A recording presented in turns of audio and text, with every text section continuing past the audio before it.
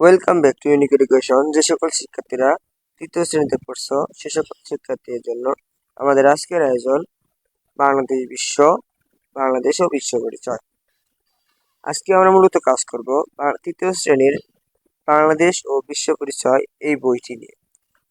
আজকে আমরা আমাদের আলোচনার বিষয় থাকবে তৃতীয় শ্রেণী বাংলাদেশ বিশ্বের বইয়ের প্রথম অধ্যায়, যার অধ্যায়টির নাম হচ্ছে আমাদের পরিবেশ। অধ্যায়টির নাম হচ্ছে আমাদের পরিবেশ। আমাদের পরিবেশ অধ্যায়ে প্রথম পার্ট হিসেবে থাকছে প্রাকৃতিক ও সামাজিক পরিবেশের বৈচিত্র্য। প্রাকৃতিক ও সামাজিক পরিবেশের বৈচিত্র্য। এখানে আমরা দেখতে পাচ্ছি কিছু চিত্র, যার মাধ্যমে এখানে কিছু পাহাড় দেওয়া দেখা যাচ্ছে, আবার এখানে একটা সূর্য দেখা যাচ্ছে, এখানে একটা নদী, নৌকা, তারপরে হচ্ছে তোমার পাখি, বিদ্যালয়, খেলার মাঠ, রাস্তা, গাড়ি, হাট বাজার ইত্যাদি ইত্যাদি ইত্যাদি এখানে কিছু পরিবেশ দেখা যাচ্ছে। এখান থেকে আমাদের যে কাজটা করতে হবে সেটি হচ্ছে ছবিটি পর্যবেক্ষণ করে প্রাকৃতিক ও সামাজিক উপাদান চিহ্নিত করি এবং নিচের ছকের তালিকা তৈরি করি। এখানে যে কাজটা করতে হবে সেটি হচ্ছে প্রাকৃতিক পরিবেশের উপাদান। এই ছবিতে প্রাকৃতিক পরিবেশের উপাদান কোনটা? যেমন সূর্য, পাখি, গাছপালা, নদী, পাহাড়, গরু, ছাগল, কুকুর, তারপরে হচ্ছে তোমার সূর্য, এরপরে আছে তোমার হচ্ছে নদী, তো বলছি, পাহাড়, নদী, গাছপালা ইত্যাদি হচ্ছে তোমার কি প্রাকৃতিক পরিবেশের উপাদান। এরপরে আছে হচ্ছে সামাজিক পরিবেশের উপাদান। সামাজিক পরিবেশের উপাদান হিসেবে আমি বলতে পারি এখানে দেওয়া আছে ঘরবাড়ি।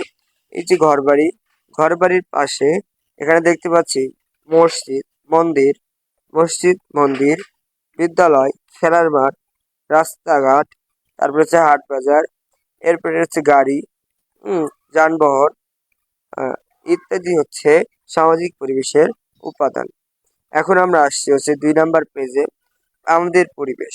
প্রাকৃতিক পরিবেশের উপাদানগুলোর মধ্যে বৈচিত্র্য রয়েছে।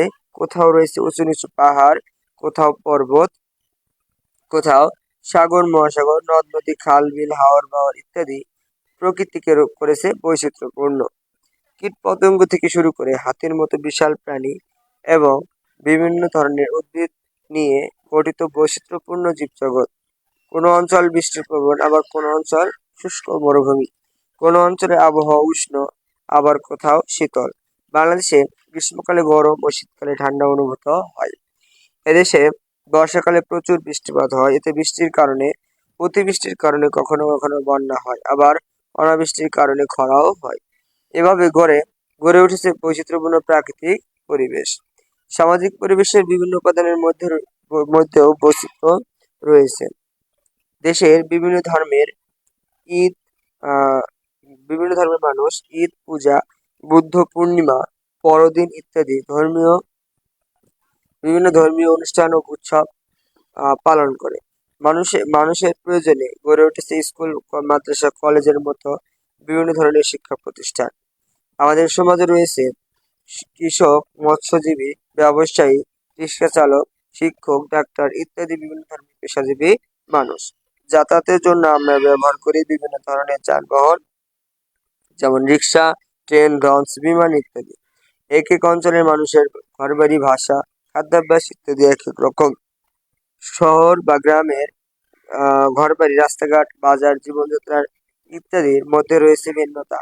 এদেশের বেশিরভাগ অফিস, আদালত ও কারখানা শহরে অবস্থিত, আবার কৃষি খামারগুলো গ্রামে অবস্থিত। এভাবে বিভিন্ন অঞ্চলে প্রাকৃতিক ও সামাজিক পরিবেশের ভিন্নতা রয়েছে।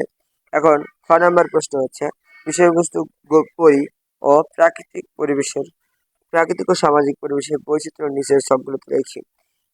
দেখো, প্রাকৃতিক পরিবেশের বৈচিত্র্য, এখানে আমরা যে ছকটা দেখলাম সেটা হচ্ছে ভূমিরূপ, কোথাও সমতল, কোথাও উঁচু, আবার কোথাও পাহাড় পর্বত। প্রাণী হিসেবে আমরা পাই হচ্ছে গরু, ছাগল। তারপরে আমরা এখানে পাইছি কুকুর, এরপরে আছে হচ্ছে তোমার পাখি, হ্যাঁ, তারপরে আছে মাছ ইত্যাদি। এরপরে আমরা আবহাওয়াতে যাব।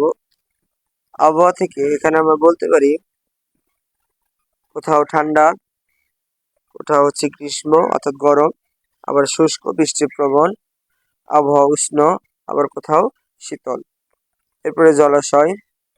জলাশয়ের ক্ষেত্রে আমরা বলতে পারি এখানে